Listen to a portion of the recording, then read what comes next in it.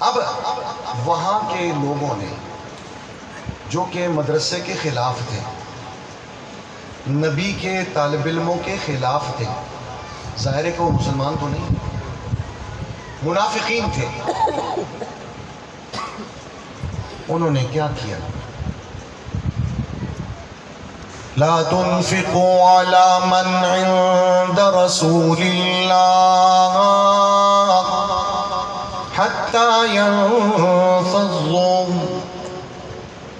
اس کا آسان ترجمہ، نبی صلی اللہ علیہ وسلم کے مدرسے میں چندہ نہ دو تاکہ یہ لڑکے بھوک سے مر کر بھاگ جائیں گے۔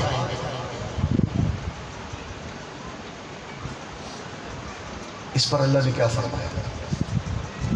وَلِلَّهِ خَزَائِنُ السَّمَاوَاتِ وَالْأَرْضِ، جس کا تفسیری ترجمہ یہ ہے، چندہ بند کر دو، خزانے تو سارے اللہ کے ہیں، وہ کسی اور ذریعے سے چلائے۔ کبھی کوئی بندہ یہ سوچے میں مدرسے کو چندہ نہیں دیتا، دوسروں کو کہے گا نہ دو، یہ بند ہو جائے، چلے جائیں، ایسا نہیں ہو سکے گا۔ وَلِلَّهِ خَزَائِنُ السَّمَاوَاتِ وَالْأَرْضِ، خزانے اللہ کے پاس ہے، اس نے تمہیں بھی دیا، انہیں بھی۔ دوسرا کیا اللہ نے ارشاد فرمایا؟ اللہ رب العزت نے نبی اکرم صلی اللہ علیہ وسلم سے فرمایا کہ ان کے لیے آپ نے دعائے مغفرت نہیں کرنی، اگر آپ ان کے لیے استغفار کریں گے، معافی مانگیں گے، اللہ انہیں معاف نہیں کرے گا۔ جو مدرسے کا مخالف ہوتا ہے، اگرچہ وہاں کے مولوی صاحب اس کے لیے توبہ استغفار کریں، لیکن اللہ اسے معاف نہیں کرے۔ یہ ہے عظمت قرآن کی۔ میں نے شروع میں عرض کیا تھا کہ میں نے کیا عرض کرنا ہے، دو باتیں۔ ایک بات یہ کہ قرآن کی عظمت کیا ہے، اس کی عظمت پوری بیان نہیں کر سکا، صرف اشارہ کیا۔ اور دوسرا میں نے عرض کیا تھا کہ قرآن کے آخرت کے فائدے اور دنیا کے فائدے میں سے کچھ فائدہ عرض کروں گا۔ اب آئیے دوسری بات، قرآن مجید پڑھنے والا وہ کوئی بھی ہو، کوئی مسلمان بھی ہو، اس کے آخرت کے بھی فائدے ہیں اور دنیا کے بھی۔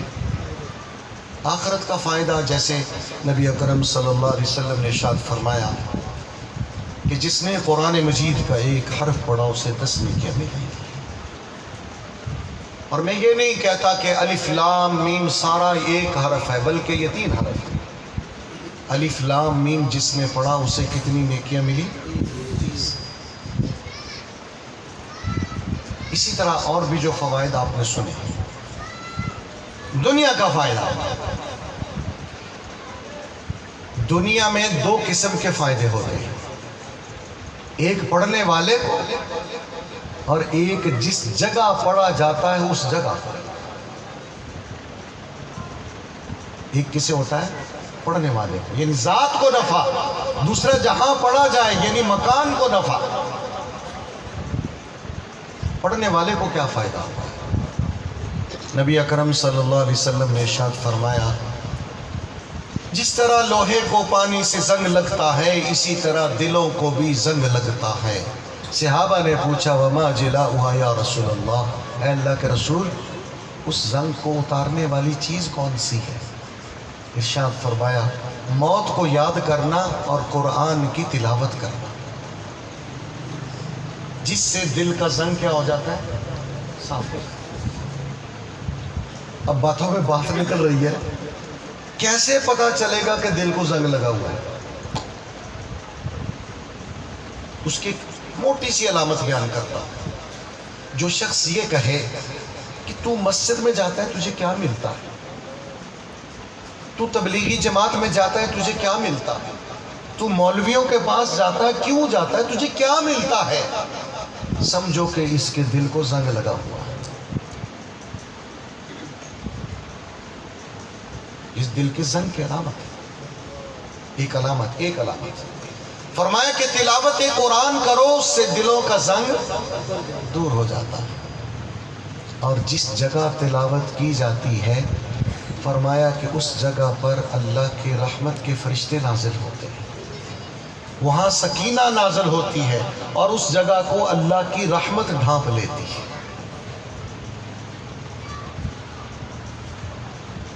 اب دیکھیں ہم سکینہ یعنی سکون حاصل کرنے کے لیے کتنے پاپڑ بیلتے ہیں۔ نبی نے فرمایا تلاوت قرآن کرو، سکون آ جائے گا، دل کا زنگ دور ہو جائے گا۔ اگر اولاد کی طرف سے سکون چاہتے ہو تو اولاد کو قرآن پڑھاؤ۔ حضرات توجہ سے میری بات کو سنیں، ایک اہم بات عرض کرنے لگا۔ جس گھر میں یہ شکایت ہے کہ مجھے بیٹوں کی طرف سے شکایت رہتی ہے، سکون نہیں ہے، ان بیٹوں کو قرآن پڑھاؤ۔ لیکن معذرت کے ساتھ آج کا باپ اگر ایک دن کے لیے یا 2 دن کے لیے کہیں چلا جائے، جب واپس آئے گا یہ تو پوچھے گا بیٹا سکول گئے تھے کہ نہیں، اور اس کے بعد اکیڈمی گئے تھے کہ نہیں، ہوم ورک کیا ہے یا سکولوں جڑی ڈائری ملی ہو مینوں وکھا ذرا، بیگم نو آ کے پوچھا منڈے سکولے گئے سن کہ نہیں کہ میرے بعد آوارہ پھردے رہے۔ عمومی معاشرہ کوئی باپ آ کر یہ نہیں پوچھے گا کہ بیٹے نے قرآن کی تلاوت کی تھی یا نہیں، ظہر کی نماز پڑھی تھی کہ نہیں، مسجد میں گیا تھا یا نہیں، یہ کوئی نہیں پوچھتا۔ جب یہ نہیں پوچھتے تو پھر اس اولاد کی طرف سے تمہیں سکون کیسے آئے؟ اگر اولاد کی طرف سے سکون چاہتے ہو تو قرآن کی طرف آؤ، اللہ کی طرف آؤ، اللہ کا نام لینے کی طرف آؤ، تمہیں ہر چیز سے سکون ملے گا، صرف اولاد نہیں، ہر چیز سے ملے گا۔ استغفروا ربکم انہو کان غفارا یرسل السماء علیکم مدرارا وَيُمْدِدْكُمْ بِأَمْوَالٍ وَبَنِينَ وَيَجْعَلْ لَكُمْ جَنَّاتٍ وَيَجْعَلْ لَكُمْ أَنْهَارًا۔ اس کا آسان ترجمہ پیش کرتے ہیں۔ قرآن کے ایک حکم پر عمل کیا، اللہ سے معافی مانگی، توبہ کی، استغفار کیا، فرمایا جب تم استغفار کرو گے انہو کان غفارا، پہلی بات تو یہ وہ تمہیں معاف کر دے گا۔ جیسے حضرت ابھی مجھ سے پہلے فرما رہے تھے کہ تم معافی مانگے تو کیا کر دینا چاہیے، بولیے۔ ہمارا سلسلہ الٹا ہوتا ہے، کوئی معافی مانگنے کے لیے آئے نا، کہنا نا آیا نا اور میری داڑھ تھلے میں کراں گا جانا، ہون میری لات تھلے آیا، ہون جی تون میرے گوڈے تھلے۔ قربان جائیں اللہ تعالیٰ کے، 60 سال اس کی نافرمانی کرتے رہو، صدق کے دل سے توبہ کرو، اسی وقت معاف کر دے۔ کیوں؟ انہو کان غفارا، وہ کیا ہے؟ معاف کرنے والا۔ اور جب تم توبہ استغفار کرو گے، اللہ کی طرف رجوع کرو گے، یرسل السماء علیکم مدرارا،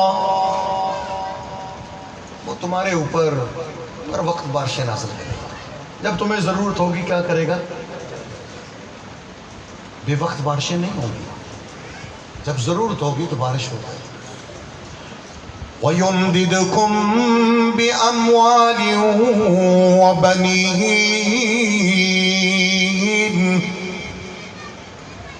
تمہاری اولاد اور تمہارے مال سے تمہیں فائدہ پہنچائے گا، سکون پہنچائے گا۔ کبھی ہوتا ہے کہ مال ہوتا ہے فائدہ نہیں ہوتا۔ دنیا میں ایسے لوگ بھی ہیں جن کو اپنی دولت کا اندازہ نہیں، کھربوں سے بھی اوپر ہے، مگر اس مال سے فائدہ نہیں۔ ڈاکٹروں نے اس سے کہا ہے کہ تو پنڈی تو علاوہ اور کچھ نہیں کھانا۔ ایک آدمی کے پاس پیسے ہوں بے شمار، اور ڈاکٹروں نے کہا اگر بھنڈی کے علاوہ تو نے کچھ کھایا تو مر جائے گا، تسی مینوں دسو دی زندگی دا کی سواد ہے؟ خالی پنڈی لیس والی بریانی تو محروم، چوپڑی روٹی تے اچار تے لسی تو محروم.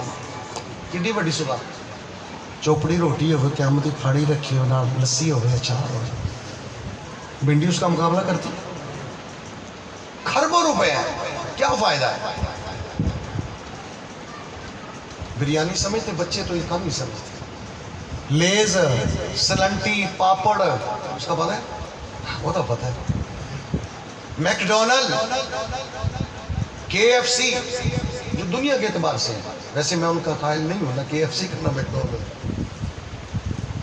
چلو ہمارے جو ہوتے ہیں برگر، شوارما، ذرا سپائسی کر کے بنائیے. شوارمے کیا کہتے ہیں؟ وہ بھی پوچھتے کیڑا بنانا، نارمل کے سپائسی، تو کون سا بنواتے ہیں؟ دولت ہے، فائدہ کوئی نہیں، بھنڈی کے علاوہ کچھ نہیں کرنا چاہتا، کچھ نہیں کھا سکتا. وَيُمْدِدْكُمْ بِأَمْوَالٍ وَبَنِينَ، تمہارے مال سے بھی تمہیں فائدہ پہنچے گا اور تمہاری اولاد سے بھی تمہیں فائدہ پہنچے گا. وَيَجْعَلْ لَكُمْ جَنَّاتٍ وَيَجْعَلْ لَكُمْ أَنْهَارًا. اس کا تفسیری ترجمہ عرض کرتا ہوں. تمہارے باغات بھی خوب پھلیں گے اور تمہاری نہریں اور کھالے بھی کبھی خشک نہیں ہوں گے. وَيَجْعَلْ لَكُمْ أَنْهَارًا، پانی کی جب ضرورت ہوگی کوئی کھاڑا تمہیں خشک، سارے موگے پھول ملن گے. یہ ساری برکت کس کی؟ ایک حکم پورا کیا قرآن کا کہ توبہ کیا، استغفار کیا، اور جگہ کو فائدہ.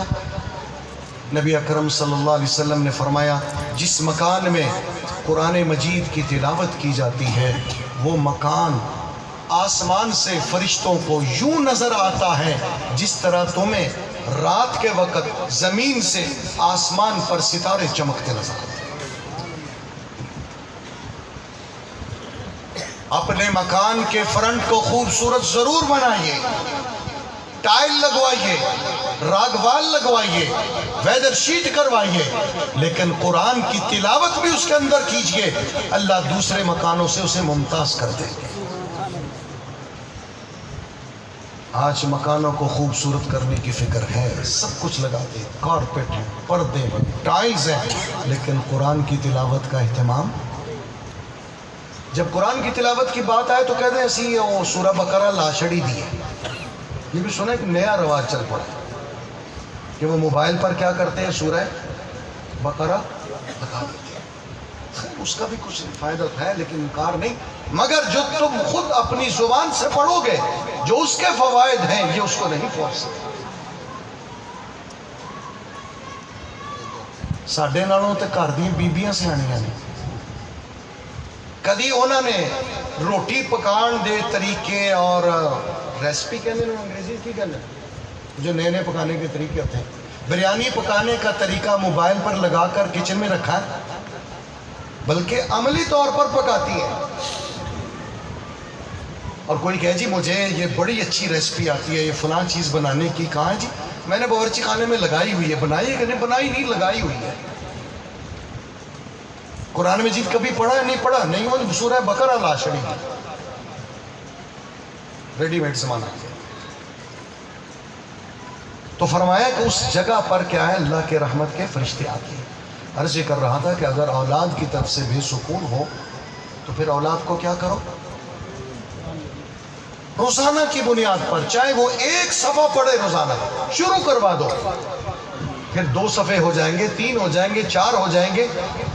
40 دن کے بعد دیکھو گے اس بیٹے کی کایا پلٹ، دل کی کایا جو ہے وہ پلٹنی شروع ہو جائے گی.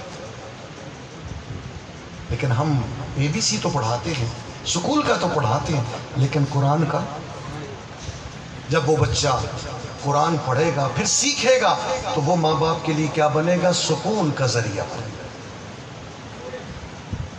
اس کے سامنے قرآن ہوگا، قرآن کی آیات ہوگی کہ ماں باپ کے ساتھ بیہیویئر کیسا کرنا ہے. إما يبلغن عندك الكبر أحدهما أو كلاهما فلا تقل لهما أف ولا تنهرهما وقل لهما قولا كريما واخفض لهما جناح الذل من الرحمة وقل رب ارحمهما كما ربياني صغيرا. اسے پتا ہوگا کہ میرے اللہ نے قرآن میں کیا کہا. یہ جو آیت میں نے پڑھی ہے آیات، ان کا تفسیری ترجمہ عرض کرتا ہوں. حضرت لفظی ترجمے پر میرا مواخذہ نہ کرنا. فرمایا کہ ماں باپ دونوں یا ان میں سے کوئی ایک بڑھاپے کو پہنچ جائیں، کمزور ہو جائیں، تو انہیں ڈانٹنا تو بڑی دور کی بات ہے، غصہ کرنا تو بڑی دور کی بات ہے. اگر ان کی کوئی بات تجھے اچھی نہ لگے تو اس کے اظہار میں ٹھنڈا سانس بھی نہیں لینا. یہ معنی ہے اف کے. آپ کے ہاں نہیں پتہ اس پنجابی میں کہتے ہیں، ہمارے علاقے میں اس پنجابی میں اس کو کہتے ہیں ہوکا پرنا. اور اس کا عملی مظاہرہ کر کے بتا دیتا ہوں تاکہ سمجھنے میں آسانی ہو. والد صاحب نے کوئی بات کہی، امی نے کوئی بات کہی، بیٹے کو اچھی نہیں لگی. اللہ فرماتے ہیں تو اس اچھا نہ لگنے کا اظہار اس طریقے پر بھی نہیں کر سکتا. میری طرف دیکھیے، یہ بھی نہیں کر سکتا. یہ ہے اف. ماں باپ کے سامنے ٹھنڈی سانس لینا بھی کیا ہے؟ منع. وَقُلْ لَكُمَا قَوْلًا كَرِيمًا. جب بھی ماں اور باپ سے بات کرنی ہوگی تمہیں تمیز سے کرنا، اونچی آواز سے نہیں کرنا. قول کریم. آج کتنی اولادیں ہیں جو باپ کو کہتے جا باتیں ان کی پتہ ہے. یہ جملہ ہم سنتے ہیں اور میرے ابے نو کی پتہ ہے. وَقُلْ لَهُمَا قَوْلًا كَرِيمًا. تمیز سے بات کرنا.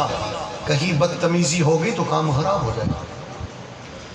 وَاخْفِضْ لَهُمَا جَنَاحَ الذُّلِّ مِنَ الرَّحْمَةِ. جب بھی باپ کے سامنے تو ہو یا اس کے ساتھ چلے تو کندھے اکڑا کے نہ چلنا، کندھوں کو نیچے کر کے چلنا. یعنی باپ کے سامنے، ماں کے سامنے یوں اکڑ کر چلنا بھی منع ہے.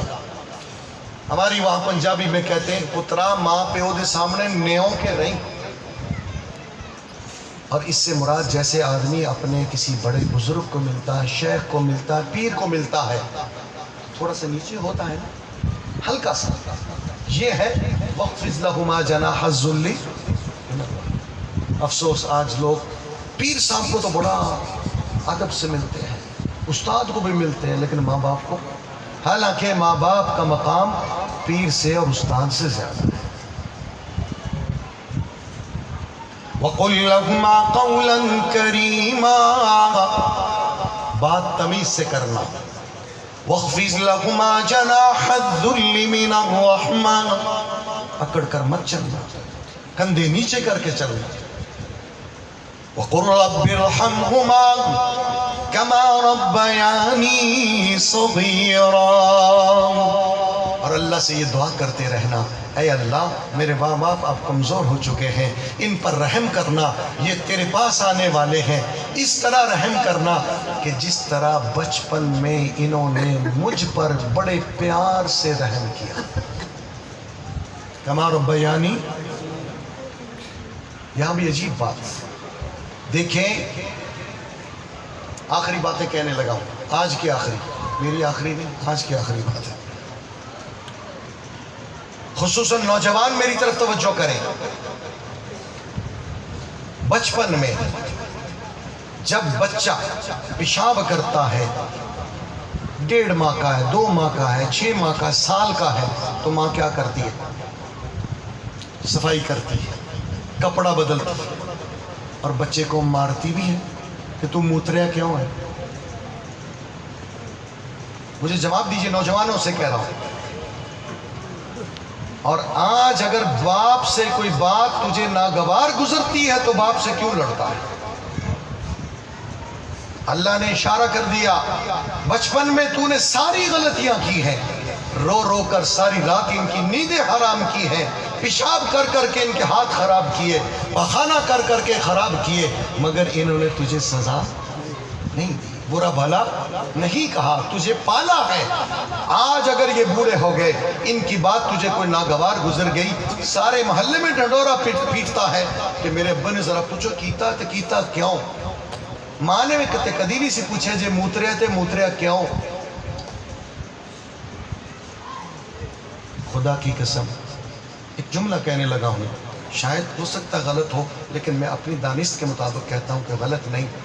تم بڑی عمر کے ہو جاؤ، میں اپنی بات کرتا ہوں، آج مجھے خدا نخواستہ کوئی بیماری لگ جائے، میں بس بستر پر پیشاب کروں، میری ماں خوشی سے آ کر اسے صاف کرے گی.